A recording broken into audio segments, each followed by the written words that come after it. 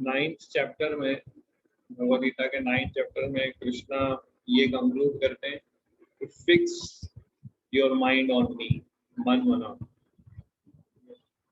और फिर अर्जुन पूछता है भगवान से प्रश्न, कैसे मैं फिक्स करूं कृष्णा, बहुत सारे डिस्ट्रैक्शन है, तो फिक्स कैसे किया जाए। चैप्टर 10 इसलिए भगवान बोलते हैं, इसमें भगवान अपना ऑपुलेंस बताएंगे। और जब हम ऑपुलेंस के बारे में जानेंगे, भगवान कितने महान है, कितने ऑपुलेंट है, तो हम इजीली अपना माइंड फिक्स कर पाएंगे कृष्णा के ऊपर, और इजीली हम उन्हें याद कर पाएंगे। जब हम इस संसार की मोस्ट ऑपुलेंट चीज देखेंगे, या मोस्ट पावरफुल चीज देखेंगे, या मोस्ट ब्यूटीफुल चीज देखेंगे, तो वो सारे ऑपुलेंट, पावरफुल, ब्यूटीफुल जितनी भी वस्तुएं हैं, वो सब भगवान का ही एक प्रकार से ऑपुलेंस है। इसी अध्याय के लास्ट 2 श्लोक में भगवान यही बोलते हैं कि इस दुनिया में जितने भी ब्यूटीफुल, जितने भी ऑपुलेंट, जितने भी पावरफुल पर्सनालिटीज हैं या वस्तुएं हैं, वो सब मेरा एक टाइनी इनसिग्निफिकेंट स्पार्क है। इसलिए चैप्टर 9 भगवान कंक्लूड करते हैं कि हमें भगवान का शुद्ध भक्त बनना है, और चैप्टर 10 हमें बताएगा हमारे अंदर भगवान के प्रति वो डिवोशन जागरूक करेगा। भगवान के विषय में जितना हम सुनेंगे, भगवान के ऑपुलेंस के विषय में जितना हम सुनेंगे, उतना हम भगवान से रिलेट कर पाएंगे। भगवान की स्मरण शक्ति को हम दृढ़ता पूर्वक इंगेज कर सकते हैं, अपनी स्मरण शक्ति को। तो देखते हैं 10th चैप्टर में क्या। तो ये जस्ट ओवरव्यू है 10th चैप्टर का। इसमें पहले 7 श्लोक में भगवान ये बताते हैं कि कृष्णा जो है, कृष्णा भगवान, मुझे कोई नहीं समझ सकता, ऐसा भगवान बोलते हैं। Nobody can understand me, मुझे कोई समझ नहीं सकता, और I am the source of everyone. और फिर 8वें से 11वें श्लोक में ये बड़ा इंटरेस्टिंग सेक्शन है, इसको बोलते हैं चतुर्श्लोकी भगवद गीता। 8, 9, 10, 11 जो 4 श्लोक है, ये पूरा प्योर भक्ति भगवान इसमें डिस्क्राइब करते हैं। चतुर्श्लोकी भगवद गीता बोलते हैं। मतलब ये 4 श्लोकों के अंदर भगवान ने पूरी भगवद गीता एक समराइज्ड फॉर्म में बता दिया। भगवद गीता का सारांश क्या है, ये 4 श्लोक। अगर हमने 4 श्लोक को फॉलो कर लिया, मीन्स एंटायर भगवद गीता की मुश्किल आ गई। जैसे कि इतना बहुत बड़ा डेटा है, 64 GB का डेटा एक छोटे से मेमोरी डिस्क में आ जाता है, जैसे कॉम्पैक्ट करके पूरा। उसी तरह भगवान ने पूरा भगवद गीता 18 अध्याय एक कॉम्पैक्ट 4 श्लोक के अंदर समराइज करके बताया। और अगले 12वें श्लोक से लेके फिर पूरा 42 तक ऑलमोस्ट अर्जुन कृष्णा की ऑपुलेंस को अप्रिशिएट करते हैं और उन्हें रिक्वेस्ट करते हैं कि आप अपने बारे में और बताएं। और इस तरह से फिर पूरा अध्याय बता दें भगवान किस तरह से ऑपुलेंस अपना पूरा बता दें कि मैं इसमें से ये हूँ, मैं आदित्य में से ये हूँ, इस तरह से पूरा डिस्क्राइब करते हैं। तो ये नटशेल पूरा 10th चैप्टर इसमें बताते हैं। और so let's read chapter 10.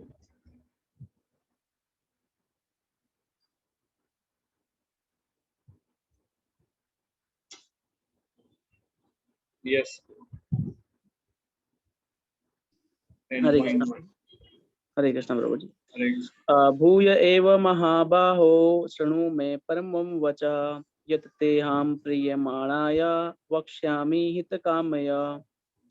Shri भगवान ने कहा, हे महाबाहु अर्जुन, और आगे सुनो, क्योंकि तुम मेरे प्रिय सखा हो, अतः मैं तुम्हारे लाभ के लिए ऐसा ज्ञान प्रदान करूंगा जो अभी तक मेरे द्वारा बताए गए ज्ञान से श्रेष्ठ होगा।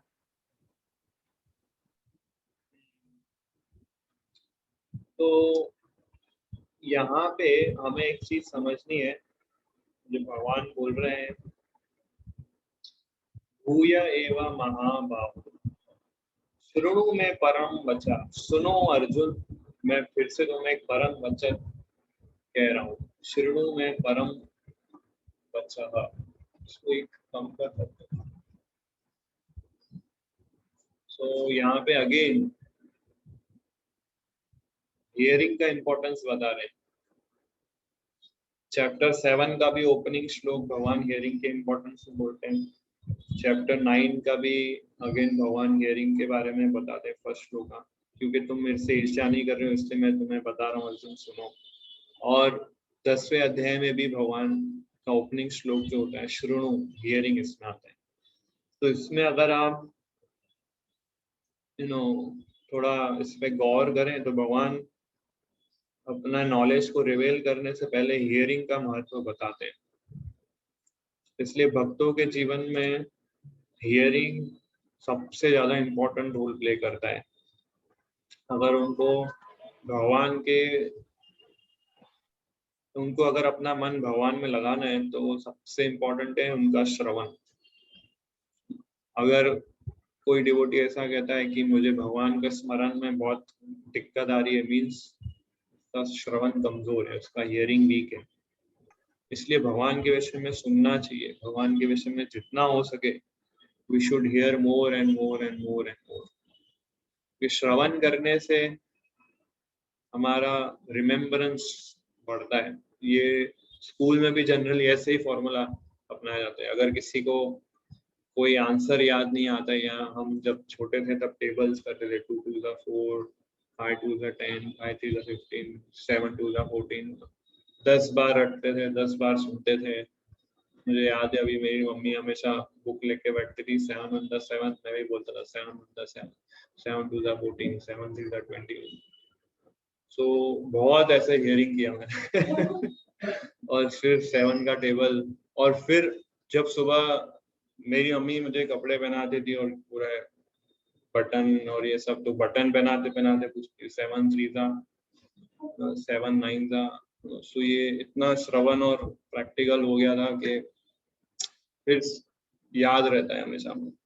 सो इसलिए भक्ति के अंदर भी यही फॉर्मूला हमें अपनाना चाहिए। जितना हो सके हमें भगवान के विषय में श्रवण करते रहना चाहिए, सुनते रहना चाहिए। कई बार हमें ऐसा लगेगा ये तो हमने सुना हुआ है, ये तो हमने सुना हुआ है, पर कृष्णा के विषय में जब हम श्रवण करते हैं अच्छे से प्रॉपरली, तो उसका सबसे पहला रिजल्ट क्या होता है कि आपको कृष्णा के विषय में सुनना बोरिंग नहीं लगेगा, कभी आपको रिलिश करोगे। ये फर्स्ट साइन है कि आप प्रॉपरली भगवान के विषय में सुन रहे हो कि नहीं। भले आपने वो चीज सुनी हुई होगी, भले आपने कृष्णा के विषय में वो पास्ट टाइम या वो लीलाएं सब सुनी हुई होगी, बट आप जब भी वो सुनेंगे आपको हमेशा एवर फ्रेश लगेगा, रेलिश आप करोगे उसे सुनने में और आपको लगेगा वाओ अमेजिंग। आपको पता है सब, फिर भी आप, ये खासियत है कृष्णा के विषय में श्रवण करने की, क्योंकि वो श्रवण सीधा हमारे हार्ट को टच करता है। अगर आप शुद्ध भक्तों के शुद्ध भक्तों के मुख कमल से आप सुनेंगे, लोटस माउथ से अगर आप सुनते हैं, तो वो वाइब्रेशंस हमारे हार्ट में जाते हैं और हमारा हार्ट प्योरीफाई होता है उससे।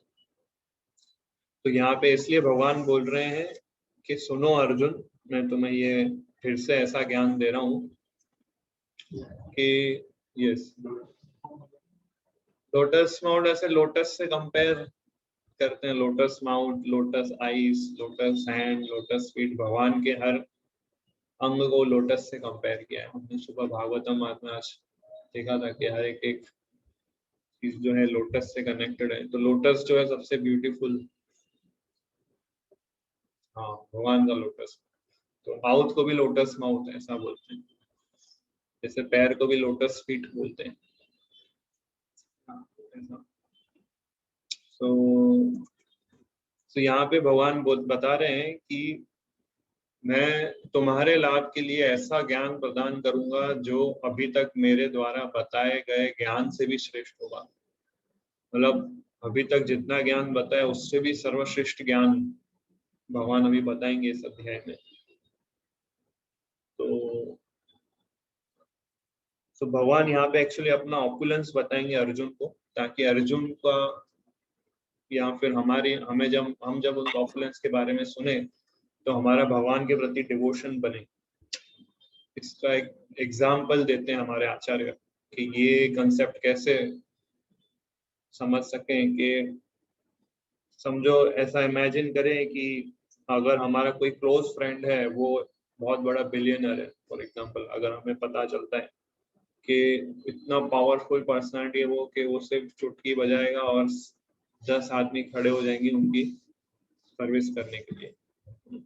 जब आपको पता चले आपका फ्रेंड इतना पावरफुल है, तो जब आपको पता चलेगा कि उसके पास इतना धन है और इतना इन्फ्लुएंस है, तो नेचुरली आपका उसके प्रति अप्रिशिएशन बढ़ेगा कि मेरा फ्रेंड इतना पावरफुल है। हमें ऐसा लगेगा कि मैं बहुत भाग्यशाली हूँ कि मुझे ऐसा फ्रेंड मिला है, ऐसे मेरी फ्रेंड सर्कल है। इसी तरह जब भक्त धीरे धीरे भगवान के ऑपुलेंस के विषय में डिटेल में जब समझता है, डिटेल में जो इस अध्याय में भगवान डिटेल में बताएंगे, हम सबको पता है भगवान महान है, बट कितने महान है वो हमें अभी पूरी तरह से जानकारी नहीं। इसलिए हमारा अप्रिसिएशन, हमारा डिवोशन हर समय स्टेबल नहीं रहता है। कभी मूड होता है भक्ति करने का, तो कभी मूड नहीं होता है भक्ति करने का, कभी बोरिंग लगता है। बट जब हम डिटेल में भगवान के ऑपुलेंस के विषय में ज्यादा सुनेंगे, तो हमारे डिवोशन, हमारी भक्ति में धीरे धीरे स्टेडीनेस आएगी, हमारा कृष्णा के प्रति फेथ बढ़ेगा। तो इसलिए भगवान बोल रहे हैं कि सुनो Arjun, what I am saying, क्योंकि तुम्हारे लाभ के लिए मैं ये ज्ञान प्रदान कर रहा हूँ। पढ़िए ये हाईलाइट पॉइंट। अब अर्जुन को कृष्ण अपने ऐश्वर्यों तथा कार्य का और भी गूढ़ ज्ञान प्रदान कर रहे हैं। और भी गुह्य ज्ञान उन्हें प्रदान करेंगे। यस, ये इंपॉर्टेंट पैराग्राफ है पूरा, ध्यान से सुनेंगे, ध्यान से पढ़ेंगे। यस, ज्यों ज्यों भगवान के विषय में कोई सुनता है त्यों त्यों वह भक्ति में रमता जाता है। मनुष्य को चाहिए कि भक्तों की संगति में भगवान के विषय में सदा श्रवण करे, इससे उसकी भक्ति बढ़ेगी। भक्तों के समाज में ऐसी चर्चाएं केवल उन लोगों के बीच हो सकती हैं जो सचमुच कृष्ण भावनामृत के इच्छुक हों। फिर से ऐसी चर्चाओं भक्तों के समाज में ऐसी चर्चाएं केवल उन लोगों के बीच में हो सकती हैं जो सचमुच कृष्ण भावनामृत के इच्छुक हों। तो डिवोटीज के सर्कल में भी भगवान के विषय में चर्चा तभी हो सकती है जब वो लोग इच्छा करें कि हमको हमारी भक्ति बढ़ानी है। नहीं तो डिवोटी के सर्कल में भी कृष्णा की चर्चाएं इजीली नहीं होगी। इसलिए सीरियस डिवोटीज के एसोसिएशन में आप रहेंगे तो ही कृष्णा की चर्चा होगी उस एसोसिएशन में, और आपका भक्ति में प्रोग्रेस होगा। डिवोटी अलग अलग लेवल के होते हैं, ऐसे आगे के अध्यायों में हम देखेंगे। तो अगर हम समरी में बताएं तो first class devotee, second class devotee, third class devotee, तो 3 क्लास के डिवोटी होते हैं। ऐसे हमने पहले के अध्याय में भी इसको पढ़ा है, प्रभुपाद परपोर्ट में लिखते हैं। तो हमेशा ट्राई करना चाहिए कि मिनिमम सेकंड क्लास या थर्ड क्लास, सेकंड क्लास या फर्स्ट क्लास डिवोटी के एसोसिएशन में हम रहे मिनिमम, अगर हमें डिवोशनल लाइफ में प्रोग्रेस करना है। और अगर हम थर्ड क्लास वाले डिवोटी के संग में ज्यादा रहेंगे तो हम भले धोती कुर्ता तिलक साड़ी ये सब पहन के रहेंगे, बट कृष्णा की चर्चा नहीं होगी उस संग में। वहां पे पर्सनल एजेंडाज आ जाएंगे और वहां पे पर्सनल प्रजल्पा हो जाएगा या गॉसिपिंग हो जाएगी, ये सब चीजें होगा। यस, फिर आगे। ऐसी चर्चाओं में अन्य लोग भाग नहीं ले सकते हैं। भगवान अर्जुन से स्पष्ट शब्दों में कहते हैं कि क्योंकि तुम मुझे अत्यंत प्रिय हो, तुम्हारे लाभ के लिए ऐसी बातें कह रहा हूँ। यस, सो भगवान का ऑपुलेंस का डिटेल वर्णन इस अध्याय में हम देखेंगे। यस, अब पढ़िए दूसरा श्लोक। न मे विदु सुरगण प्रभवम न महर्षय अहम आदि ही देवानां महर्षिणां च सर्वशः। न तो देवतागण मेरी उत्पत्ति या ऐश्वर्य को जानते हैं और न महर्षि गण ही जानते हैं, क्योंकि मैं सभी प्रकार से देवताओं और महर्षियों का भी कारण स्वरूप हूँ। तो यहाँ पे भगवान बोल रहे हैं न मैं विधु, विधु मतलब जानना, तो मुझे सुरगण भी नहीं जान सकते, मतलब देवता गण भी नहीं जान सकते, और महर्षि लोग भी मेरे प्रभाव को नहीं समझ सकते। प्रभावम न महर्षयः, महर्षि लोग मतलब महर्षिगण मतलब ऋषि मुनि लोग भी मेरे प्रभाव को नहीं समझ सकते, देवता गण भी मुझे नहीं समझ सकते। दो प्रकार के लोग भगवान इसमें बताए। क्योंकि क्यों नहीं समझ सकते? क्योंकि अहम आदिर ही देवानाम महर्षिणाम च सर्वशः, मैं ही आदि हूँ। किसका आदि? मतलब ओरिजिन। अहम आदिर ही देवानाम, किसका ओरिजिन हूँ मैं? देवताओं का और महर्षियों का ओरिजिन हूँ मैं सभी तरह से, क्योंकि मैं सभी प्रकार से देवता महर्षि कारण स्वरूप उत्तम हूँ। इसलिए देवतागण और महर्षिगण भी मुझे नहीं समझ सकते। देवतागण मतलब देवता लोग जो होते हैं पावरफुल पर्सनालिटी होती है, और महर्षि लोग जो होते हैं वो नॉलेज वाले पर्सनालिटी होते हैं। इसका मतलब भगवान कहना चाहते हैं हिडन वे से कि भले आप कितने भी पावरफुल पर्सनालिटी बन जाओ या कितना भी इंटेलिजेंट और नॉलेजेबल व्यक्ति बन जाओ, मुझे आप नहीं समझ सकते। देवतागण जो होते हैं वो अटैच्ड होते हैं। अटैच मतलब अपनी पोस्ट से, अपने पावर से, अपने फॉलोअर्स से, अपने वर्शिपर से अटैच होते हैं। जैसे इंद्र अटैच हो गया था ब्रजवासियों से कि हर बार मेरे को ही यज्ञ दे रहे हैं, मुझे ही, मेरी उपासना कर रहे हैं, तो अटैच हो गया था इंद्र। इसलिए जब कृष्णा ने कहा कि अब इस बार इंद्र को मत आप वर्शिप करो, गोवर्धन को वर्शिप करते हैं, तो इंद्र को क्रोध आ गया। तो देवतागण जो होते हैं वो अटैच्ड होते हैं, और महर्षि गण जो होते हैं वो डिटैच्ड होते हैं, ऋषि मुनि।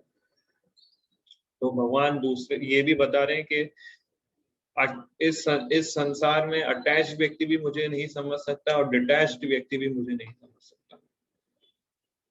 तो कोई मेरे ऑपुलेंस को, कोई मेरे ऐश्वर्य को समझ नहीं सकता, क्योंकि आई एम द ओरिजिन।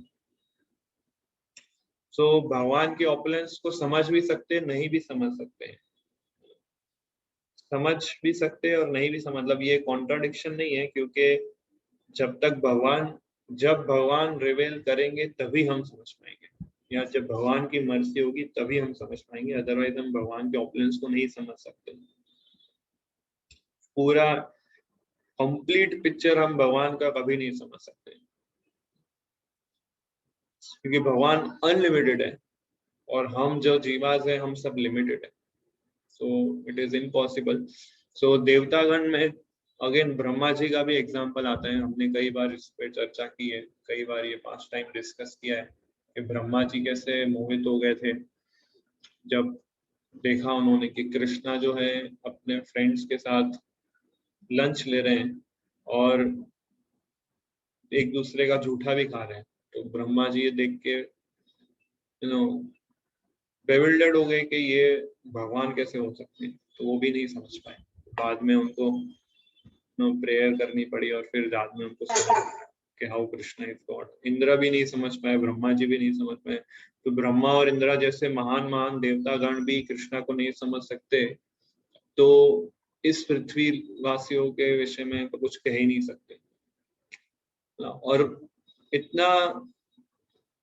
इतने अज्ञानता में पृथ्वीवासी लोग कि उसमें से कई लोग ऐसे बोलते हैं कि मैं भगवान और मेरी वर्शिप करो, मेरी पूजा। यहाँ देवता लोग भगवान को नहीं समझ सकते और मनुष्य लोग बोलते हैं कि मैं भगवान, है ना। तो इस तरह से माया एक्ट करती है। तो देवता लोग इसलिए नहीं समझ सकते हैं क्योंकि वो अटैच्ड है सेंस ग्रेटिफिकेशन से। ऋषिगण इसलिए नहीं समझ सकते क्योंकि ये ओवर डिटैच्ड है इस तरह से।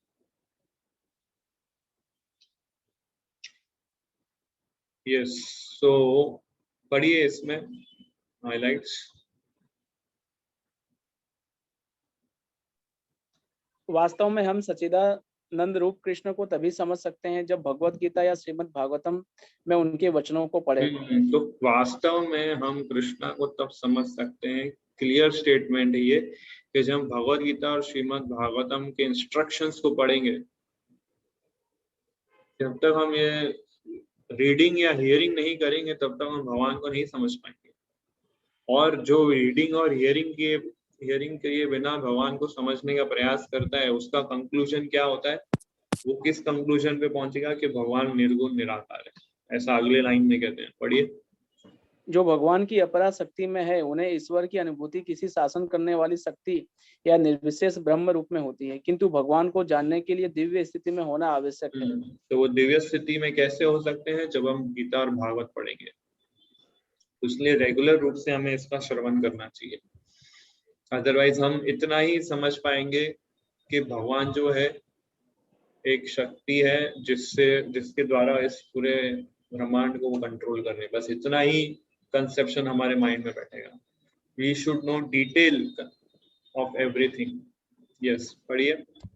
क्योंकि अधिकांश लोग कृष्ण को उनके वास्तविक रूप में नहीं समझ पाते, अतः वे अपनी अहेतु की कृपा से ऐसे चिंतकों पर दया दिखाने के लिए अवतरित होते हैं। तो भगवान क्यों अवतरित होते हैं? हम जैसे अज्ञानियों के लिए, जो चिंतन करते रहते हैं कि भगवान ऐसे होंगे या भगवान ऐसे स्पेकुलेट करते रहते हैं, तो उन पे कृपा देने के लिए भगवान ने अवतरित किए हैं। पर केवल भक्तगण ही भगवान की शरण ले सकते हैं। पढ़िए आगे।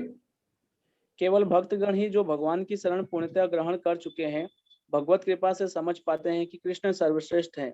भगवत भक्त निर्विशेष ब्रह्म की परवाह नहीं करते। वे अपनी श्रद्धा तथा भक्ति के कारण परमेश्वर की शरण ग्रहण करते हैं और कृष्ण की अहेतु की कृपा से ही उन्हें समझ पाते हैं। अन्य कोई उन्हें नहीं समझ पाता। अतः बड़े से बड़े ऋषि भी स्वीकार करते हैं कि आत्मा या परमात्मा तो वह है जिसकी हम पूजा करते हैं। तो केवल डिवोटीज जिन्होंने भगवान की शरण ली है वही भगवान को समझ सकते हैं। मतलब पहले सरेंडर होगा, फिर नॉलेज आएगा। ये नहीं कि पहले नॉलेज होगा फिर मैं शरण लूंगा। तो ये कंसेप्ट फिर से मैं बोलता हूँ, जब हम भगवान की शरण लेंगे तब हम भगवान को समझ पाएंगे। ऐसा नहीं है कि जब हम भगवान का नॉलेज लेंगे फिर भगवान का शरण ले पाएंगे। पहले सरेंडर देन नॉलेज। इसलिए लोग बोलते हैं कि भक्त लोग के पास कुछ ज्ञान नहीं है, वो खाली भावुकता में होके कृष्णा कृष्णा कीर्तन करते हैं, भोग लगाते हैं, आरती करते हैं, घंटी बजाते हैं बस, और भक्तों को कोई नॉलेज नहीं है। बट कृष्णा यहाँ पे बोल रहे हैं, आचार्य यहाँ पे समझा रहे हैं कि जो भगवान की शरण लेता है वो टॉप मोस्ट ज्ञानी है। क्यों? क्योंकि भगवान की शरण लेने से हमें भगवान के ऐश्वर्य का ज्ञान प्राप्त होगा, नॉलेज प्राप्त होगा। भक्ति से ज्ञान आता है, ज्ञान से भक्ति नहीं आता है। तो इसलिए फेथ होना बहुत जरूरी है अगर हमें भक्ति में प्रोग्रेस करना है। यस।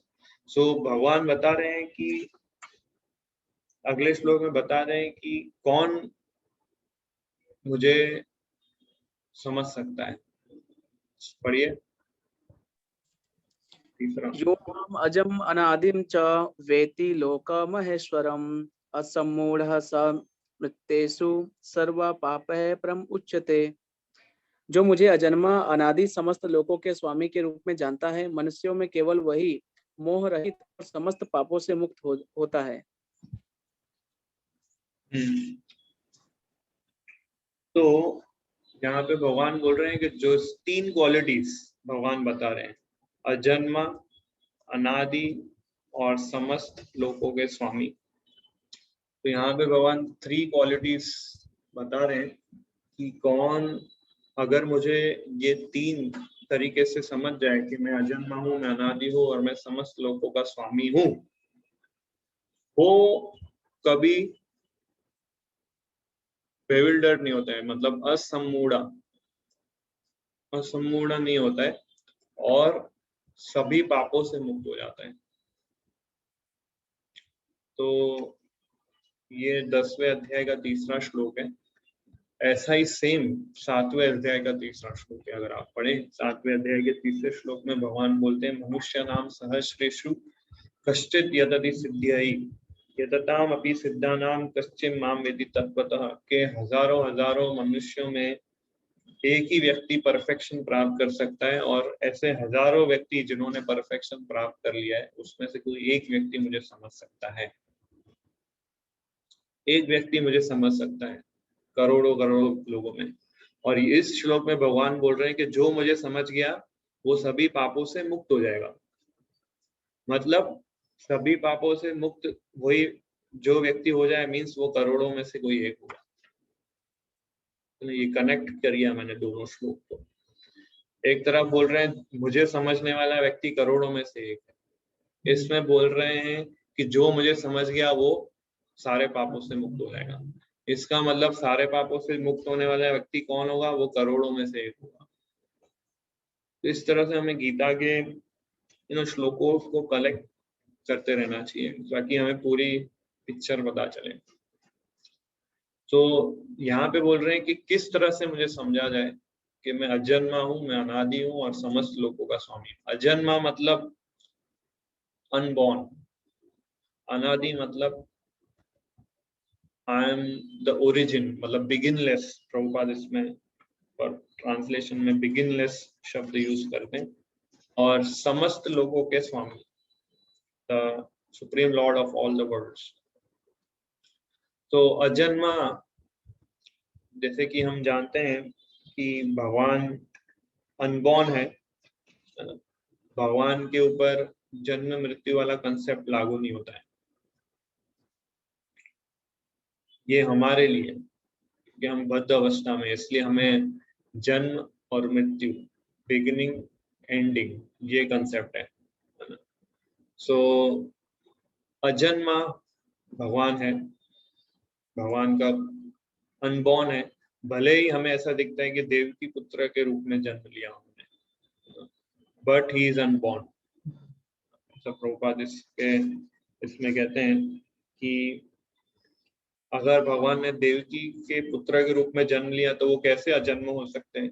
श्रीमद् भागवतम में इसका एक्सप्लेनेशन है कि जब देवकी वसुदेव के सामने प्रकट हुए थे भगवान, तो वो ऑर्डिनरी बालक के रूप में प्रकट नहीं हुए थे, रादर चतुर्भुज रूप में प्रकट हुए थे और फिर 2 भुजा वाले रूप में कन्वर्ट हो गए थे। तो ये ऑर्डिनरी बर्थ नहीं है, इसलिए अजन्मा है। दूसरा अनादि, अनादि मतलब बिगिनलेस, जिसका एक तरह से देखें जिसका कोई ओरिजिन नहीं है, अनादि। और अनादि से हम लोग एक पास्ट टाइम याद कर सकते हैं, दामोदर लीला। दामोदर लीला अगर आप लोगों ने सुनी होगी, कुछ लोगों ने, कि भगवान ने जब माखन चुराया और यशोदा माता ने जब भगवान को बांधने का प्लान बनाया, तो सब रस्सी से यशोदा माता कृष्णा को बांधने लगी, बट भगवान बंध नहीं पा रहे, हमेशा 2 उंगली छोटी पड़ रही थी। तो और रस्सी को बड़ा किया, फिर भी नहीं बंध रहे थे। भगवान की ऐश्वर्य शक्ति जो है वो एक्टिवेट हो गई थी और यशोदा माता कृष्णा को इसलिए बांध नहीं पा रही थी। और मतलब बहुत ट्राई किया यशोदा माता ने कि और रस्सी लंबी करो और रस्सी लंबी करो, बट बंधे ही नहीं रहे थे। 2 उंगली हमेशा छोटी पड़ती थी।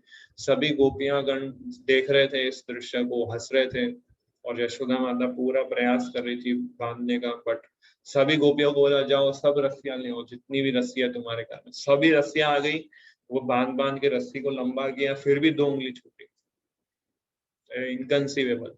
और ये जब सीन चल रहा था, कुछ समय पहले यशोदा माता ने ही कृष्णा के कमर में एक रस्सी बांधी थी जिसमें बेल्स लगे हुए थे और पूरा डेकोरेट करने के लिए बांध डाला, पर अभी ये रस्सी नहीं बांध पा रही। तो ये इनकंसीवेबल है। तो इसलिए भगवान के ऐश्वर्य समझना बहुत कठिन है। तो he is unborn, he is anadi.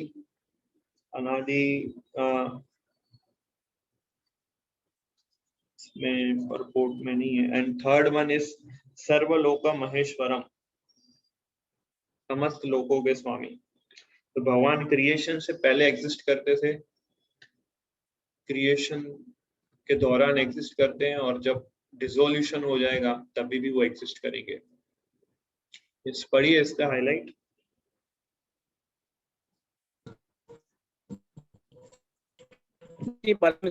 को सुनाई नहीं दिया आपका, फिर से आप. को पूरी देता है तो उसी दशा में वह समस्त पाप कर्मों से मुक्त हो पाता है. जब वह कृष्ण की परम स्थिति को पूरी तरह समझ लेता है, उसी दशा में वह समस्त पापों का, मतलब जब कृष्ण की ऑपुलेंस को वो समझ लेता है तभी वो सारे पापों से मुक्त हो सकता है. इम्पोर्टेंट. पढ़िए ये हाईलाइट. जब वह कृष्ण की परम स्थिति, अतएव श्री कृष्ण उस हर वस्तु से भिन्न है जिसकी पुष्टि हुई है, और जो उन्हें इस रूप में जान लेता है वह तुरंत ही सारे पाप कर्मों से मुक्त हो जाता है. परमेश्वर का ज्ञान प्राप्त करने के लिए मनुष्य को समस्त पाप कर्मों से मुक्त होना चाहिए. जैसा कि भगवत गीता में कहा गया है कि उन्हें केवल भक्ति के द्वारा जाना जा सकता है, किसी अन्य साधन से नहीं. तो हम कितने इनसिग्निफिकेंट है आप सोचिए. भगवान को हम कैसे समझ सकते हैं? इम्पॉसिबल है, ऑलमोस्ट बहुत डिफिकल्ट है समझना, क्योंकि भगवान महाविष्णु की एक सांस में ब्रह्मा जी के 100 वर्ष हो जाते हैं. मतलब हमारा जीवन जो है भगवान की एक सांस से भी छोटा है. तो जब सांस लेके छोड़ते हैं उससे बहुत बहुत बहुत बहुत अनलिमिटेड टाइम फ्रैक्शन जितना स्मॉल है. मतलब भगवान एक सांस लेते हैं उसमें ब्रह्मा जी के 100 वर्ष हो जाते हैं. और ब्रह्मा जी के 100 वर्ष में मतलब हजारों बार वो सतयुग, द्वापर युग, त्रेता युग, कलयुग घूमते जाते. सो 311 trillion 40 billion years Brahma ji की आयु है, और इतने सालों में हमारे करोड़ों जन्म हो जाते हैं. तो हम इतने इनसिग्निफिकेंट है महाविष्णु के सामने. और वो महाविष्णु जो है कृष्णा के एक्सपांशन है. तो सोचिए कृष्णा को समझना कितना डिफिकल्ट है हम जैसे टाइनी इनसिग्निफिकेंट जीवों के लिए. और फिर भी हम बोलते हैं कि हम भगवान हैं. पर हम बोलते हैं, ये बहुत आश्चर्य वाली बात है. यस, ये वाला पढ़िए आप. यदि कृष्ण इस जगत में शुभ या अशुभ वस्तुओं का बोध बहुत कुछ मनोधर्म है, क्योंकि इस भौतिक जगत में कुछ भी शुभ नहीं है. प्रत्येक वस्तु अशुभ है क्योंकि प्रकृति स्वयं ही अशुभ है. हमें इसे शुभ मानने की कल्पना मात्र करते हैं. तो यहाँ पे ये पॉइंट क्यों बोल रहे हैं प्रभुपाद? क्योंकि श्लोक में बोला गया है कि हम सारे पापों से मुक्त हो जाएंगे. तो सारे पापों से मुक्त होना मतलब शुभ अशुभ फलों से मुक्त हो जाना. तो एक्चुअली में कुछ भी शुभ नहीं है इस भौतिक संसार, सब कुछ अशुभ है. इवन जो भी हम सो कॉल्ड शुभ मानते हैं वो भी एक्चुअली अशुभ है. हमने सिर्फ एक मनोधारणा बना ली कि ये शुभ कार्य है. यस, पढ़िए. एक्चुअल में वास्तविक मंगलमय कार्य क्या है वो बताते हैं. वास्तविक मंगल तो पूर्ण भक्ति और सेवा भाव से युक्त कृष्ण भावनामृत पर ही निर्भर करता है. अतः यदि हम तनिक भी चाहते हैं कि हमारे कर्म शुभ हो तो हमें परमेश्वर की आज्ञा से कर्म करना होगा. ऐसी आज्ञा श्रीमद् भागवत तथा भगवत गीता जैसे शास्त्रों से या प्रामाणिक गुरु से प्राप्त की जा सकती है. तो इस तरह से भगवान को ये 3 क्वालिटीज हमें याद रखनी चाहिए जो श्लोक में बताया. अजन्मा, अनादि और समस्त लोकों के स्वामी. इस रूप में जो मुझे जानता है वही मोह रहित हो सकता है और समस्त पापों से मुक्त हो सकता है. नेक्स्ट श्लोक में बताते हैं भगवान की मैं केवल देवताओं का, ऋषिगणों का ओरिजिन ही नहीं हूं, बट मैं जीवात्मा के गुणों का भी origin, I am the origin of the qualities. तो भगवान चौथे और पांचवें श्लोक में ऐसे कुछ क्वालिटीज बताते हैं जो हम जीवों के अंदर, किसी के अंदर पाई जाती है, किसी के अंदर नहीं पाई जाती है, किसी के अंदर कम मात्रा में, किसी के अंदर अधिक मात्रा में। तो ये सारी क्वालिटीज बताइए, पढ़िए। बुद्धिर्ज्ञानम असम्मोह कस्मा सत्यम दमात् समः सुखम दुखम बाहो भयम चाभ्यम एव च अहिंसा समता तुष्टि तपोदानम यशो यशः भवन्ति भावभूतानां मता एव पृथग्विधा। बुद्धि ज्ञान संशय तथा मोह से मुक्ति, क्षमा भाव, सत्यता, इंद्रिय निग्रह, मन निग्रह, सुख तथा दुख, जन्म मृत्यु, भय अभय, अहिंसा, समता, तुष्टि, तप, दान, यश तथा अपयश, जीव के ये विविध गुण मेरे द्वारा ही उत्पन्न है। तो ये कुछ क्वालिटीज है जो जीवों के अंदर पाई जाती है और ये मेरे द्वारा ही उत्पन्न हुई है, ऐसा बोल रहा है। ये सारी क्वालिटीज भगवान ने ही डेवलप की है। बुद्धि, इंटेलिजेंस, नॉलेज, मतलब ज्ञान, इसका एक चार्ट है, ये मैं आपके साथ शेयर करता हूँ। तो total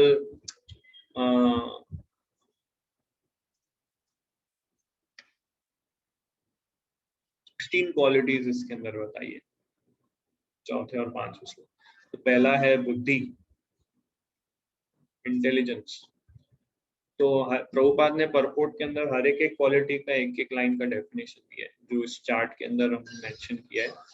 so intelligence, knowledge, knowledge मतलब क्या कि जड़ और चेतन के विषय के बीच जो डिफरेंस समझता है उसको नॉलेज बोलते हैं। ये नॉलेज की definition, to know the difference between matter and spirit. हम लोग अभी खाली मैटर के विषय में ही पढ़ाई कर रहे हैं, जो भी हम स्कूल कॉलेज यूनिवर्सिटीज में जो भी पढ़ रहे हैं वो केवल जड़ पदार्थ के विषय में ही पढ़ रहे हैं, चेतन के विषय में नहीं पढ़ रहे हैं, आत्मा के विषय में नहीं पढ़ रहे हैं। पर नॉलेज मतलब as per Bhagavad Gita, difference between matter and spirit. फिर तीसरा है freedom from doubts and delusion, ये भी एक क्वालिटी है। और इस तरह से tolerance and forgiveness, truthfulness, control of senses, ये भी क्वालिटी भगवान से आई है। माइंड कंट्रोल भी भगवान से आया है। हैप्पीनेस इन डिस्ट्रेस, ये 8 क्वालिटीज। और दूसरे 8 क्वालिटीज इसमें birth, fearlessness, non violence, equanimity, satisfaction, austerity, charity, fame. तो ये सारे क्वालिटीज भगवान ने ही डेवलप किए। और एंड में प्रभुपाद लिखते हैं कि ये सारी क्वालिटीज हम ऑटोमेटिकली कल्टीवेट कर सकते हैं अगर हम कृष्णा कॉन्शियस बन जाएंगे। ये सारे क्वालिटीज हमारे अंदर विकसित हो जाएंगे अगर हम कृष्णा कॉन्शियस को अच्छे से प्रैक्टिस करेंगे, कृष्णा भक्ति को अच्छे से प्रैक्टिस करेंगे। तो यहाँ पर ये लाइन आती है, पढ़िए। जो व्यक्ति भगवान की सेवा में लग जाता है वह भगवान की योजना के अनुसार इन सारे गुणों को विकसित कर लेता है। हम जो कुछ भी अच्छा या बुरा देखते हैं उसका मूल श्री कृष्ण है। इस संसार में कोई भी ऐसी वस्तु नहीं जो कृष्ण में स्थित ना हो, यही ज्ञान है। यद्यपि हम जानते हैं कि वस्तुएं भिन्न रूप में स्थित है, किंतु हमें यह अनुभव करना चाहिए कि सारी वस्तुएं कृष्ण से ही उत्पन्न है। सो इसमें जो जो क्वालिटीज इस श्लोक में बताई है, इसमें ऐसा नहीं कि सिर्फ अच्छी क्वालिटीज ही बताई है, कुछ बैड क्वालिटीज भी है। जैसे कि इसमें नहीं है बट इसमें बताया है, fearless, sorry, birth, death, fear, ये सब गुण भी है। भय है, फिर जन्म मृत्यु है, इवन दुख है, ये भी कुछ क्वालिटीज है। क्योंकि हम लोग ने अच्छे कर्म भी किए हैं, बुरे कर्म भी किए हैं, तो दोनों कर्मों का परिणाम के आधार पे हमें जो रिजल्ट मिलेगा वैसी क्वालिटीज भी हमको फेस करनी पड़ेगी। तो वो क्वालिटीज सारी भगवान ने बनाई है, ऐसा भगवान बताते हैं।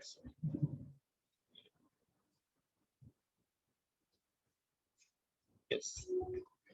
6th श्लोक में भगवान बताते हैं आगे कि मैं सभी ऋषि मुनियों का भी ओरिजिन हूँ और सप्त ऋषियों का भी ओरिजिन हूँ, महर्षियों का भी ओरिजिन हूँ। तो इस तरह से बता रहे हैं कि I am the mysterious personality. एक तरह से देखें भगवान ऐसा कुछ प्रोजेक्ट कर रहे हैं अर्जुन के सामने। पढ़िए 6th श्लोक। महर्षे सप्त पूर्वे चत्वारो मनस्व तथा मद्भाव मनसा जाता यसाम लोक इमा प्रजा। सप्तर्षि गण तथा उनसे भी पूर्व 4 अन्य महर्षि एवं सारे मनु सब मेरे मन से उत्पन्न है और विभिन्न लोकों में निवास करने वाले सारे जीव उनसे अवतरित होते हैं। सप्त ऋषिगण और उससे पूर्व 4 अन्य महर्षि और सारे मनु, ये टोटल काउंट 25 होता है। कैसे मैं बताता हूँ आपको कि जैसे कि ये चार्ट में आता है सप्त ऋषि, मतलब जैसे इसमें देखिए यहाँ पे 7 सेजेस लिखा है। ये सप्त ऋषि के नाम भी इसमें दिए गए हैं। कश्यप मुनि, अत्रि, वशिष्ठ, विश्वामित्र, गौतम, जमदग्नि, भारद्वाज, ये सप्त ऋषि है। और फिर क्या बोल रहे हैं, उससे भी पूर्व 4 अन्य महर्षि। 4 अन्य महर्षि मतलब 4 कुमार, सनक, सनानंद, सनातन और सनत। सनक, सनातन, सनातन, सनत, ये 4 कुमार है जो ब्रह्मा जी के 4 पुत्र है ये। और फिर 7 ऋषि है और 14 मनु। ब्रह्मा जी के एक दिन में 14 मनुज होते हैं। ये हमने चैप्टर 4 टेक्स्ट नंबर 1 के श्लोका में लेक्चर में हमने डिस्कस किया था। एक दिन में 14 मनुज आते हैं। ये 14 मनु के नाम भी इसमें डिस्क्राइब है। जो हाईलाइट है 7th मनु, जो अभी करंट मनु का टाइम चल रहा है, तो हम इसमें है। पहले 6 मनु का आके चले गए, अभी 7वां मनु है। तो ऐसे ये 25 पत्रियार्चास, ऐसा वर्ड इसमें यूज किया है, 25 पत्रियार्चास। तो ये जो 25 ऋषिज है, इन 25 ऋषियों से पूरे ब्रह्मांड में सारे जीव उत्पन्न हुए। पूरे ब्रह्मांड में सारे जीव ये 25 लोगों से उत्पन्न है। भगवान बोल रहे हैं मैं इन 25 पत्रियाचों का ओरिजिन हूँ। एक्चुअली ब्रह्मा जी से 4 कुमार और ये 7 ऋषि आए, और ब्रह्मा जी जो है कृष्णा से आए। इसमें देखिए चार्ट में इस तरह से एक्सप्लेन किया है। सो इसलिए ब्रह्मा जी को बोला गया है पितामह, और कृष्णा को बोला गया है प्रपितामह, फादर ऑफ ग्रैंडफादर। इसलिए Krishna is the source of all. तो यही इस श्लोक में तात्पर्य में समझा रहे हैं।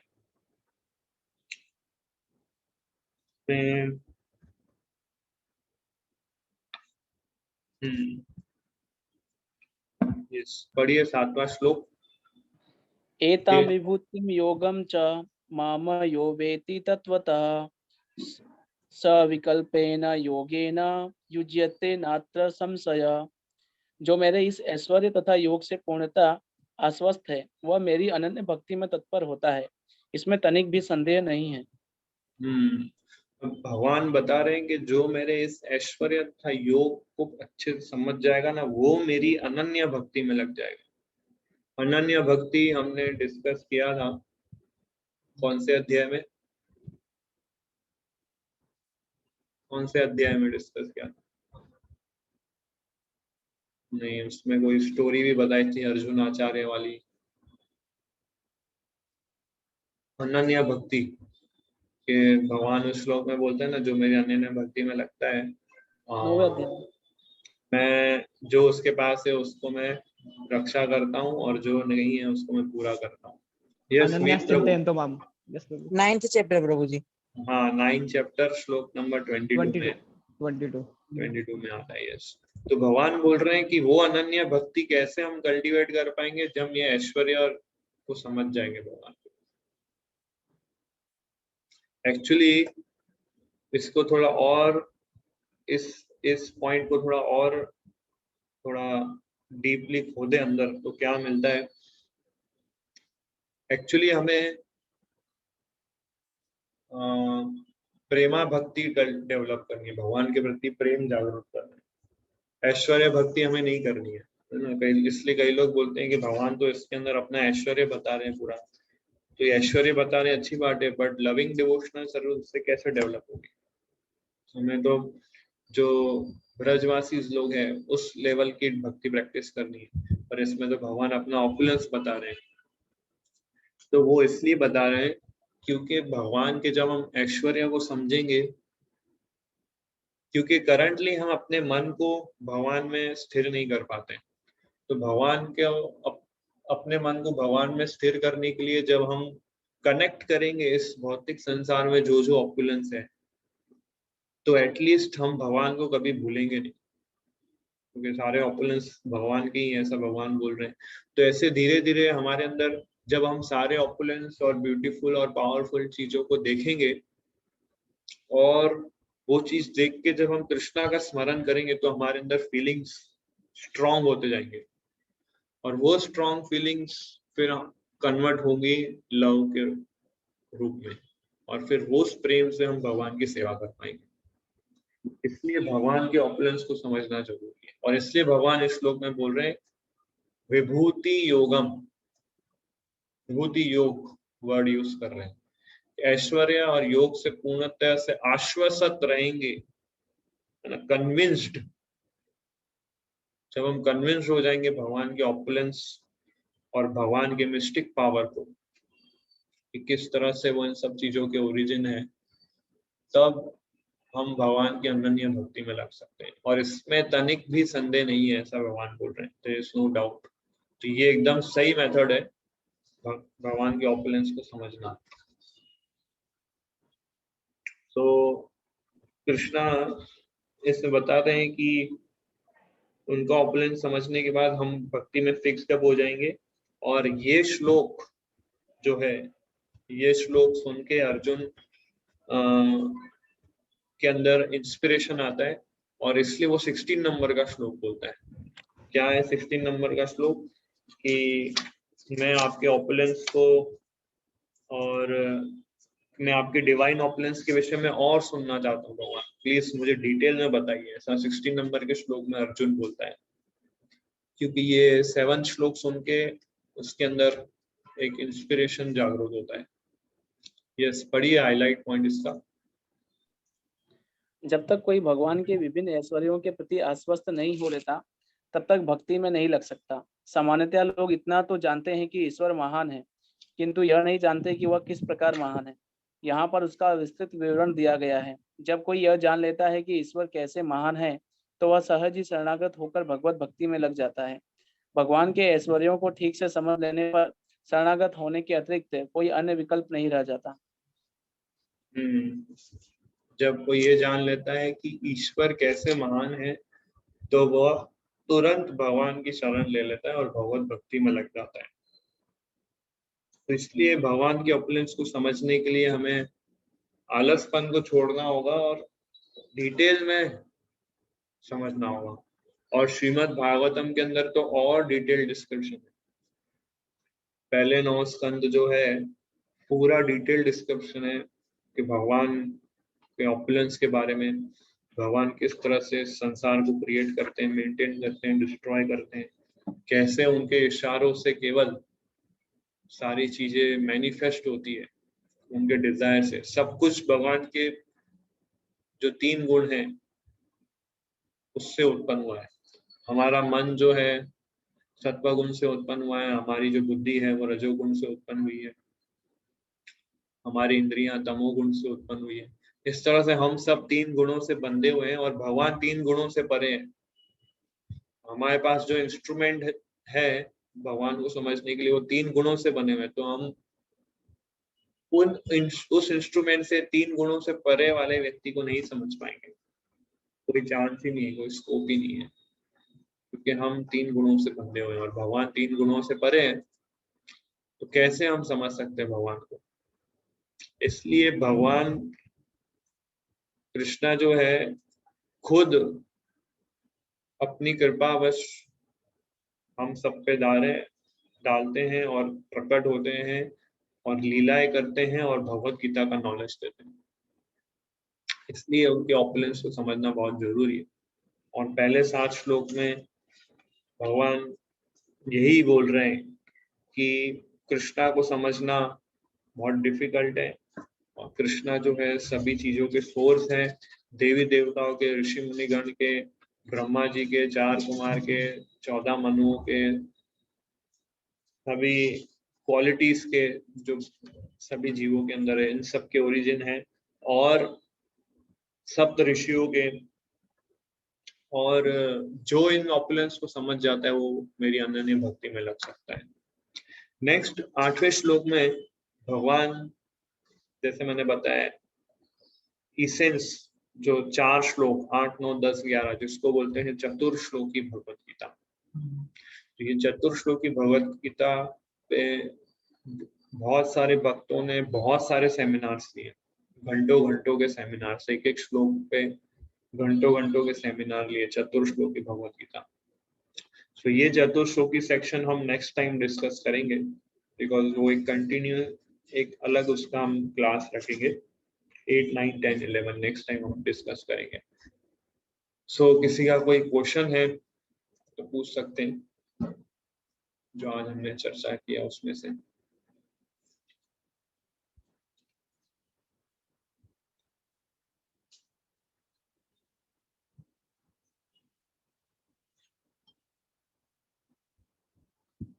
Any doubts?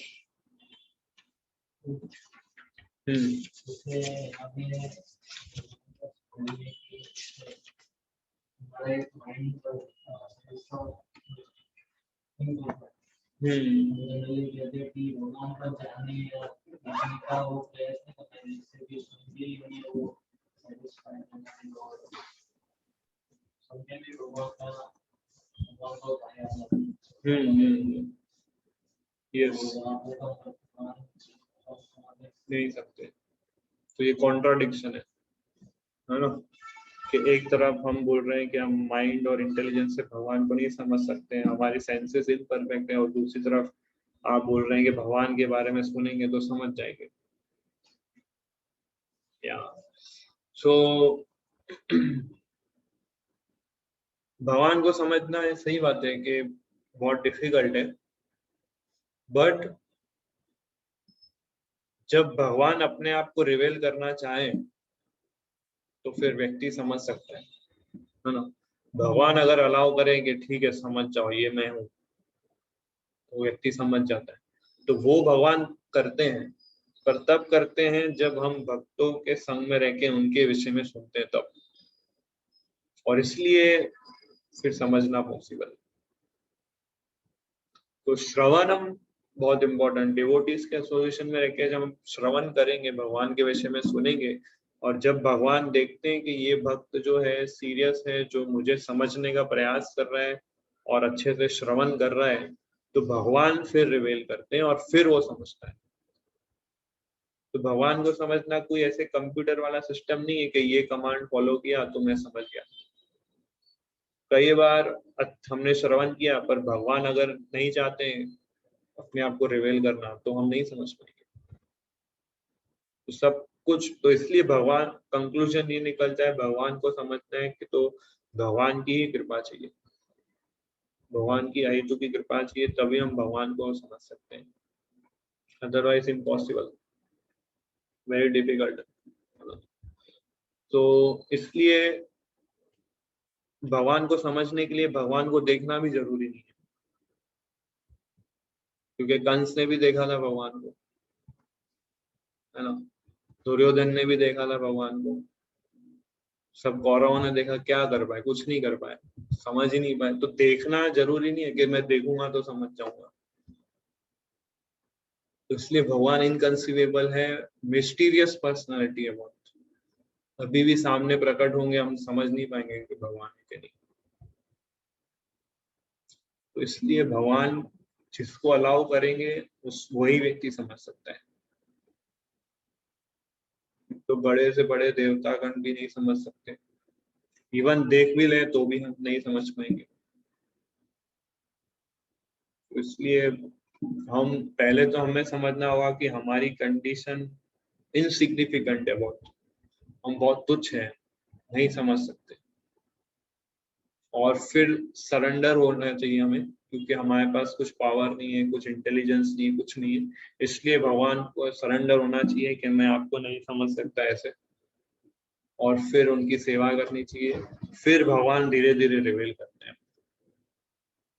वो भी अगर वो चाहे तो, कंपल्स जरूरी नहीं है कि रिवील करेंगे, वो प्रसन्न हो गए कर भी ले, नहीं भी करें। तो surrender is very important to understand God. Yes, तो यहाँ पे 3 हैंड रेस हुए हैं, सो एक एक करके हम क्वेश्चन लेते हैं। यस खुशबू माता जी। प्रभु जी, आपने बताया कि हमारे जो बॉडी के डिफरेंट एलिमेंट्स है वो 3 गुण से उत्पन्न हुए हैं, और फिर कहा कि जो माइंड है वो सत्व गुण से आया है और इंटेलिजेंस रजोगुण से उत्पन्न हुई है। तो इंटेलिजेंस माइंड से ऊपर कैसे हुई? Good question. सो माइंड जो है सत्व गुण से उत्पन्न हुआ है और बुद्धि जो है रजोगुण से उत्पन्न हुई है। और गीता में भगवान बोलते हैं कि मन से ऊपर बुद्धि है। तो ये कैसे सत्व गुण नीचे है, रजोगुण ऊपर? तो मैंने भी ये क्वेश्चन मेरे सीनियर को पूछा था, उन्होंने भी बोला था गुड क्वेश्चन, इसलिए मैंने बोला गुड क्वेश्चन। सो इसका आंसर ऐसा है कि रजोगुण मतलब क्या? वेरी एक्टिव, प्लान करना। और सत्वगुण मतलब शांत। तो माइंड कैसा है? माइंड को अगर हम कोई एक्टिविटी देंगे तो वो करता रहेगा करता रहेगा, पर इंटेलिजेंस को कोई एक्टिविटी देंगे तो वो करेगा नहीं। वो अपनी इंटेलिजेंस के माध्यम से उसको प्लानिंग करेगा, उसको प्रोसेसिंग करेगा, और राइट रॉन्ग गुड बैड ये सब एनालिसिस करेगा, जजमेंट करेगा, फिर कंक्लूड करेगा। तो इसलिए माइंड को कंट्रोल करना इजी है, क्योंकि माइंड छोटे बच्चे की तरह है। उसको ये चीज दे दो तो ठीक है वो करेगा, वो ज्यादा आर्ग्यूमेंट नहीं करेगा। बट इंटेलिजेंस आर्ग्यूमेंट करेगी, क्यों ऐसा? तो बुद्धि इसलिए रजोगुण से उत्पन्न हुई है। इसलिए जो एनालिसिस वाली जो कार्य है वो सारी बुद्धि करती है, इंटेलिजेंस करती है, पर माइंड के अंदर एनालिसिस वाला पावर नहीं है। माइंड को कंट्रोल करना बहुत इजी है, क्योंकि जैसे छोटे बच्चा कैसे होता है वैसा माइंड है सेम। छोटा बच्चा को अगर बहुत जिद करता है, मुझे ये चाहिए मुझे वो चाहिए, आप उसको खिलौना दे दो तो शांत हो जाएगा। पर बड़ा बच्चे को अगर जिद करे, उसको खिलौना दो तो वो शांत नहीं होगा, वो बोलेगा नहीं मुझे यही चाहिए, आप मेरे को बेवकूफ नहीं बना सकते, बातों में नहीं घुमा सकते। तो मीन्स वो रजोगुण हो गया। बट माइंड पीसफुल आदमी है, और पीसफुल तो नहीं बोल सकते, बट सत्व गुण में है, और उसको कन्विंस करना, उसको शांत करना सरल है। तो इसलिए माइंड सत्व गुण वाला है। बट बुद्धि जो माइंड को कंसल्ट करते रहती है वो रजोगुण वाला है। इसलिए बुद्धि जब माइंड को कुछ ऑर्डर करती है, माइंड उसको फॉलो करता है। माइंड को अपना कुछ अपने प्रोसेसिंग, माइंड के पास खुद की प्रोसेसिंग नहीं है, वो बुद्धि की हेल्प लेता है और फिर वो एग्जीक्यूट करता है। तो इसलिए माइंड जो है सत्वगुण से उत्पन्न हुआ है और बुद्धि जो है रजोगुण से उत्पन्न हुई है, बिकॉज उसके अंदर प्रोसेसिंग चलता रहता है।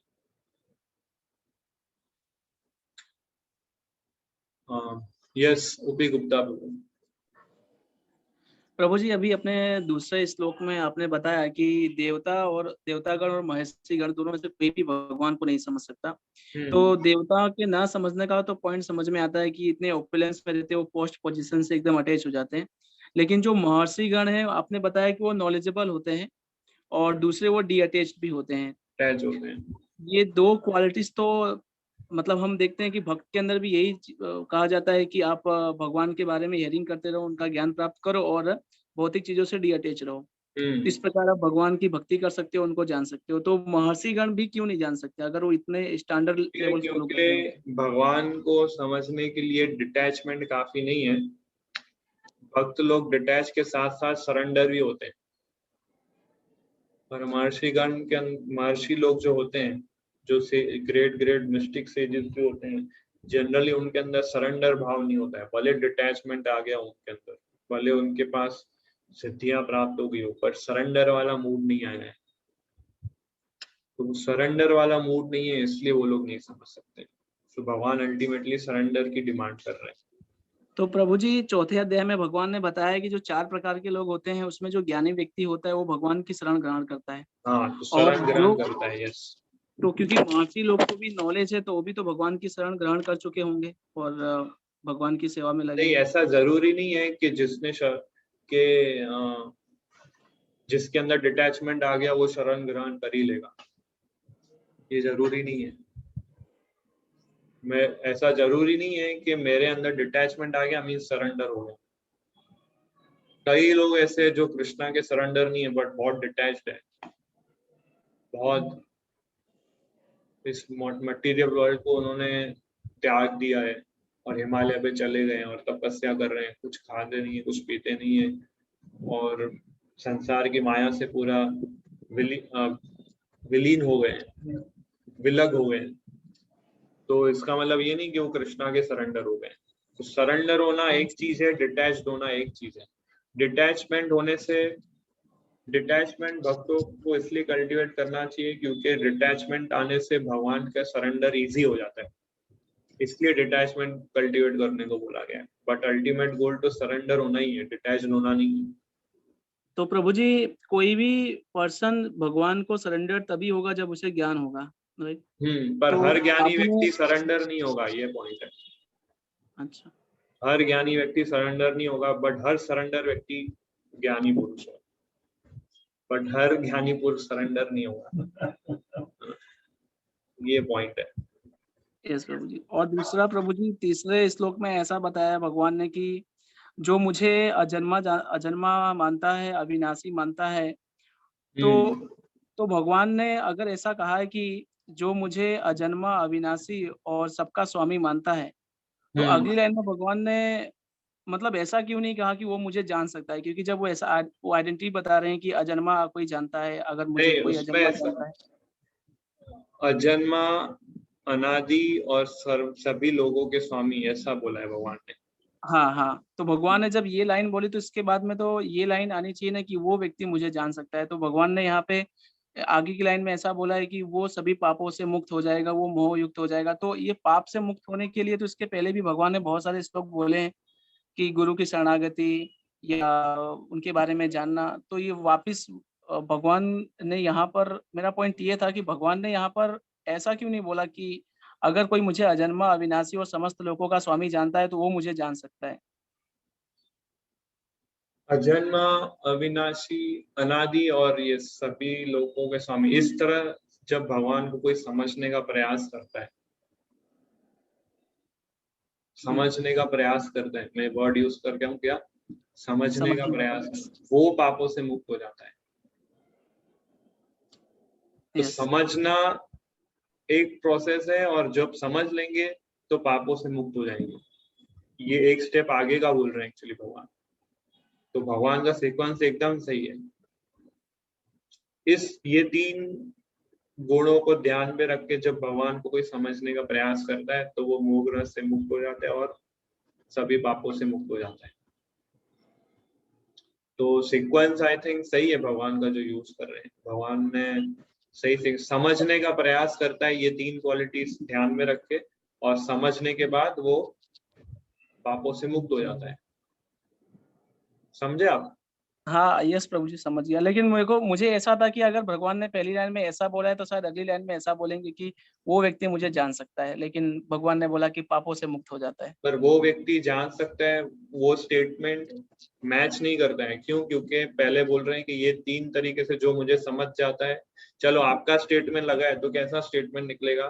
इस तरह से निकलेगा कि जो मुझे अजन्मा, अनादि और सभी लोगों के स्वामी के रूप से समझ जाता है, वो मुझे समझ जाता है। वो मुझे समझे? समझ सकता है। वो स्टेटमेंट मैच नहीं करता है जो आप बोल रहे हो। समझने के बाद क्या होगा, वो पापों से मुक्त हो जाएगा, वो स्टेटमेंट मैच करता है। तो ये ग्रामेटिकल क्वेश्चन है आपका। अच्छा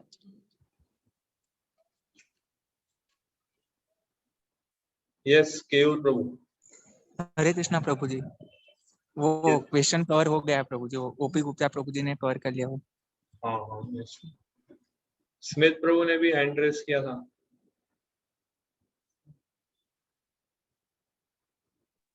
हरे कृष्ण प्रभु। यस इस प्रभु से हमने देखा कि प्रभु हम डिवोशनल सर्विस रेंडर करते हैं तो उसके बाद भगवान अपने आप को रिवील करते हैं, ठीक है।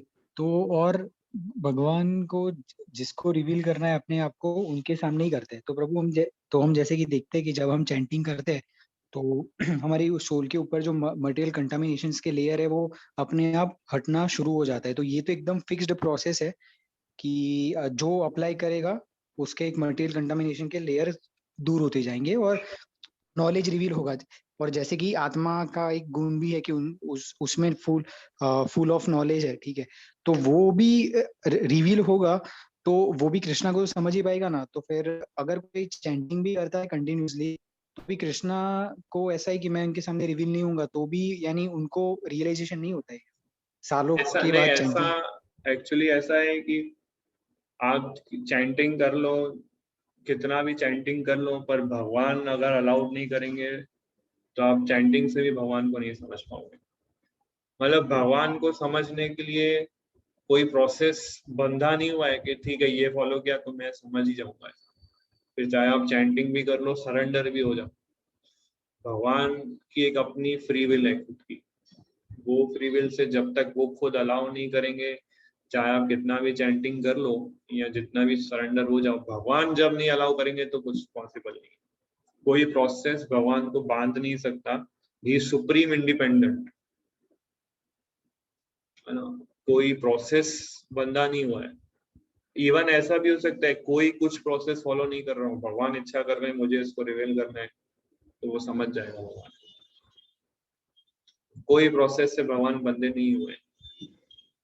चाहे आप ऑफेंसलेस चैंटिंग कर लो या फिर सरेंडर हो जाओ और पूरे नवधा भक्ति को अच्छे से फॉलो कर रहे हो, भगवान जब तक अपनी free will sweet will say अपने आप को रिवील नहीं करेंगे तब तक वो नहीं समझ पाएंगे।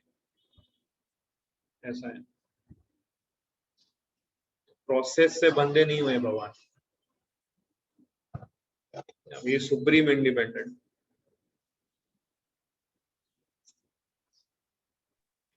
तो प्रभु जैसे कि हम शुद्ध भक्तों का एसोसिएशन लेते हैं तो शुद्ध भक्तों ने रियलाइजेशन किया है नॉलेज, तो एसोसिएशन से हम अडॉप्ट कर सकते हैं क्या?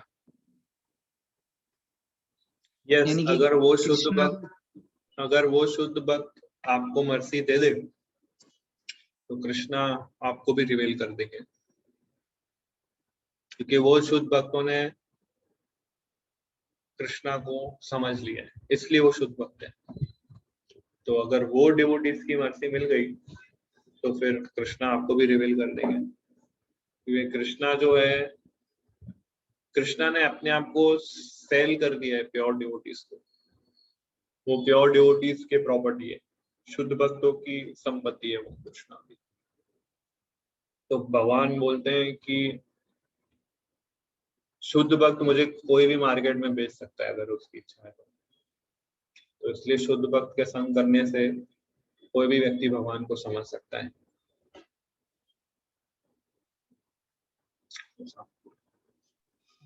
जी प्रभु, थैंक यू। इसलिए डिवोटी एसोसिएशन ज्यादा इंपॉर्टेंट है प्रोसेस फॉलो करने से भी। चैंटिंग, रीडिंग, हियरिंग, ये सब तब, ये सारी प्रोसेस रंग तब लाती है जब हम डिवोटीज के एसोसिएशन में करते हैं, क्योंकि कृष्णा ने अपने आप को प्रोसेस से नहीं बेचा है, कृष्णा ने अपने आप को डिवोटीज को बेच दिया है। तो इसलिए डिवोटी एसोसिएशन ज्यादा इंपॉर्टेंट है। यस स्मिथ प्रभु। यस प्रभु। तो प्रभु ये इधर एक पॉइंट हम नोट कर सकते हैं कि अगर डिवोटीज का एसोसिएशन करते हैं तो डिवोटीज ऐसा कहते हैं कि तुम्हारी साधना एकदम स्ट्रांग रखो, चैंटिंग, रीडिंग, हियरिंग। और जब हम साधना करते हैं तो उसमें ऐसा मेंशन यानी कि रीडिंग करते हैं, हियरिंग, तो उसमें ऐसा है कि आप डिवोटी का एसोसिएशन करें। सो ऐसे एक जगह से दूसरी जगह यानी यस, मतलब डिवोटी और कृष्णा, मतलब जब आप डिवोटी के एसोसिएशन में आओगे तो डिवोटीज आपको बोलेंगे चैंटिंग, रीडिंग, हियरिंग करो, तो डिवोटीज आपको कृष्णा के पास भेजेंगे और कृष्णा डिवोटी के पास भेजेंगे। जैसे हम फुटबॉल की तरह, वो इधर से किक मारेंगे, वो कृष्णा उधर से किक मारेंगे, और ऐसे हम लोग, हमारा उद्धार होएगा। सो कृष्णा की कृपा से गुरु मिलते हैं, गुरु की कृपा से कृष्णा मिलते हैं। इसलिए चैतन्य चरितामृत में ऐसा आता है एक श्लोक। सो फर्स्ट डिवोटी पर ऐसा।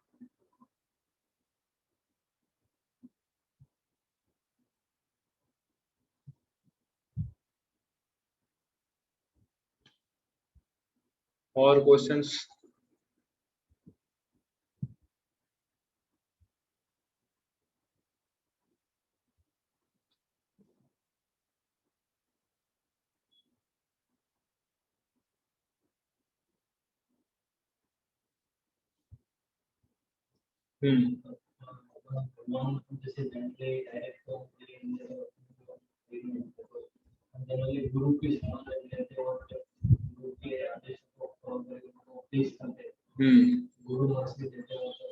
कृष्णा, हाँ, ये प्रोसेस है।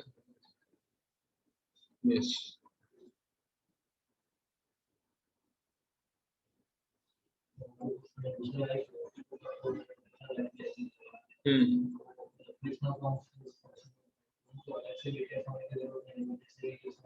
अपने आप वो डिटैच हो जाते हैं। तो इसलिए कृष्णा को समझना के लिए,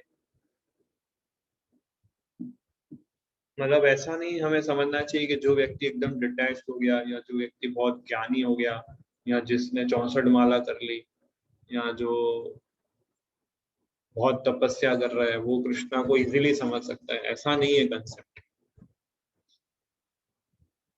कृष्णा को समझने के लिए कृष्णा और कृष्णा के डिवोटीज की ही मर्जी चाहिए।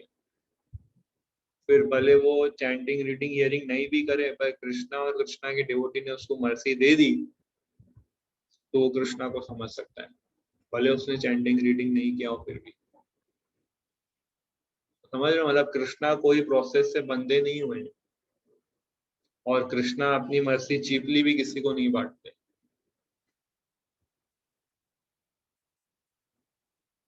तो इसलिए बहुत हमें सरेंडर और डिवोटी एसोसिएशन के अलावा कोई होप नहीं है। पर अगर कृष्णा डिजायर करे कि ये इसका उद्धार मुझे करना है, भले कितना भी घिरा हुआ है, ना चैंटिंग कर रहा है, ना रीडिंग कर रहा है, ना हियरिंग कर रहा है, पर मुझे इसका उद्धार करना है, कृष्णा ने अगर ऐसा डिसाइड कर दिया है तो उसका होते ही रहेगा फिर। बट ऐसा बहुत rare of the rare rare rare करते हैं बहुत। यस, नवरंग प्रभु। हरे कृष्ण प्रभु। तो मतलब ऐसा कह सकते कि भक्ति मतलब भक्तों के साथ कार्य करते वही भक्ति कह सकते, मतलब भक्तों का एसोसिएशन। यस यस, भक्तों के साथ ही रह के भक्ति हो सकती है। अकेले घर बैठे बैठे या दुनिया के कोई कोने में बैठे बैठे अकेले भक्ति नहीं हो सकती। ओके। डिवोटीज के एसोसिएशन में ही रह के हो सकती है।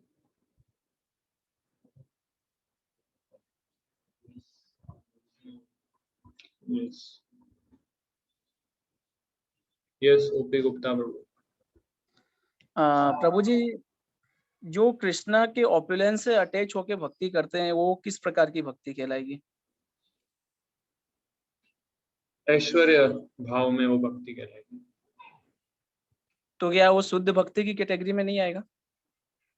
शुद्ध भक्ति के कैटेगरी में पार्शली आता है, फुल्ली नहीं आता है, क्योंकि शुद्ध भक्ति तो जो ब्रजवासी लोग करते हैं वो है। बट जैसे कि मैंने बताया कि अगर हम ऑपुलेंस को अच्छे से समझेंगे, भगवान के ऑपुलेंस को, तो धीरे धीरे हम वो फीलिंग कल्टीवेट कर पाएंगे, भगवान को हर समय हम स्मरण कर पाएंगे, अपने मन को भगवान में लगा पाएंगे, जो कि अब नहीं कर पा रहे हैं। इसलिए हमारे लिए ऑपुलेंस डिटेल में जानना बहुत जरूरी है। विभूति योग ऐसा बोलते हैं भगवान। तो ये ऑपुलेंस और मिस्टिक पावर कृष्णा का डिटेल में समझना बहुत जरूरी है, नहीं तो हम बहुत चीपली लेंगे, बहुत लाइटली लेंगे भगवान को।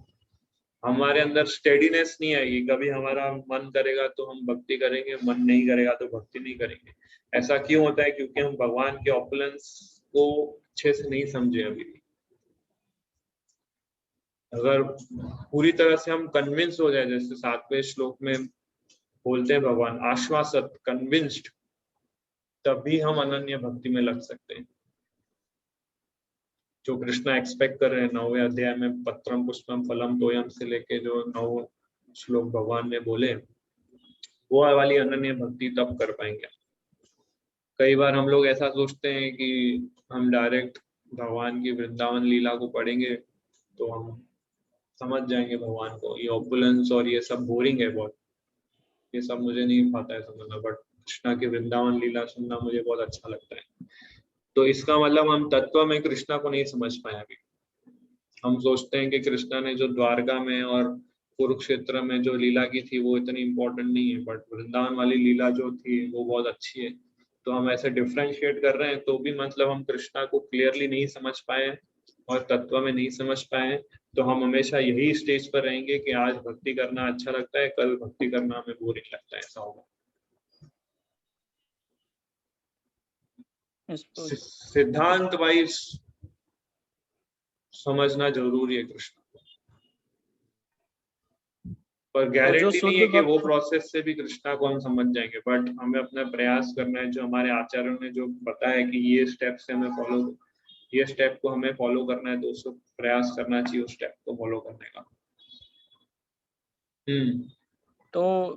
तो भगवान के जो शुद्ध भक्त होते हैं वो भगवान को तत्व से समझ के उनकी भक्ति करते हैं। हाँ, और भगवान के बारे में डिटेल में उनके ऑपुलेंस के जानते हम रहेंगे तो भगवान के हम तत्व को समझ पाएंगे और उसके बाद फिर हम शुद्ध भक्ति कर उसके पाएंगे। बाद शुद्ध भक्ति प्रोसेस को हम स्टार्ट कर पाएंगे। जब तक तत्व को नहीं समझेंगे, जब तक हम ऐसे डिफरेंस करते रहेंगे कि ये लीला अच्छी लगती है, ये लीला नहीं अच्छी लगती है, ये मूड पसंद है, ये मूड पसंद नहीं है, तब तक हम मेंटल स्पेकुलेशन के लेवल पर है, मतलब मन के स्तर पर हम भक्ति कर रहे हैं।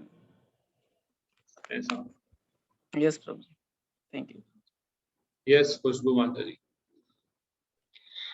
अगर डिवोटीज के एसोसिएशन में भक्ति हो सकती है, तो ऐसे कई लोग होते हैं कि जो स्टार्टिंग में उनको एसोसिएशन मिलता ही नहीं है और वो रीडिंग, चैंटिंग और हियरिंग से ही भक्ति करते होते हैं, तो उनका क्या? वो शायद ऑनलाइन एसोसिएशन की बात कर रहे हैं आप, तो ऑनलाइन एसोसिएशन मिलता ही है उनको यूट्यूब से और जूम से, तो ये भी एक एसोसिएशन है।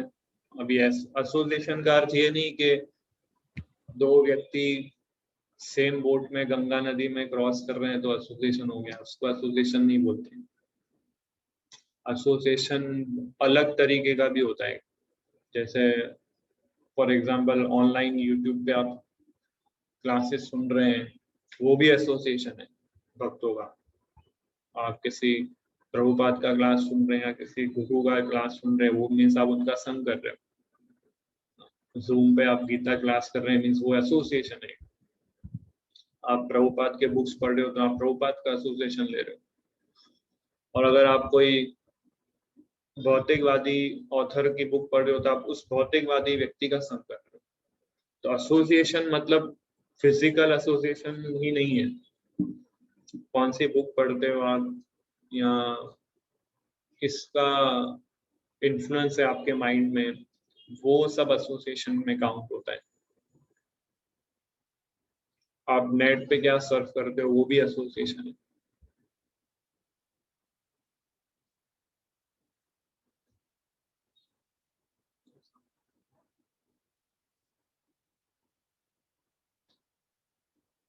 और कोई प्रश्न?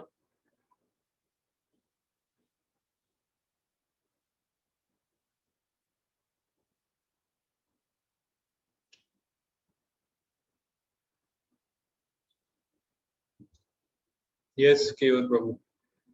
प्रभु जी, जैसे आपने कहा जो कृष्ण तत्व है और फिर शिव तत्व है, तो ये तत्व क्या है? वो डिफाइन क्या करता है तत्व? वो तत्व क्यों कहते हैं उसे? तत्व मतलब कोई भी तत्व मतलब सब्सटेंस। जीव तत्व है, शंभु तत्व मतलब शिव तत्व है, शक्ति तत्व है, विष्णु तत्व है। तो ये सब्सटेंस एक, जैसे जैसे लोहा होता है, लकड़ा होता है, स्टील होता है, ये सारे अलग अलग तत्व है ना, अलग अलग सब्सटेंस है, पर ये भौतिक पदार्थ है। ऐसे जीव तत्व एक अलग तत्व है, शिव तत्व एक अलग तत्व है, विष्णु तत्व एक अलग तत्व है। तो ये सारे तत्व है अलग अलग।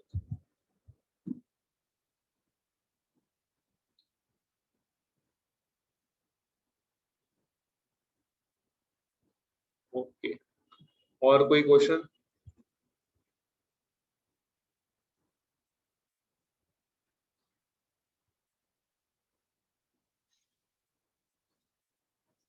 ओके।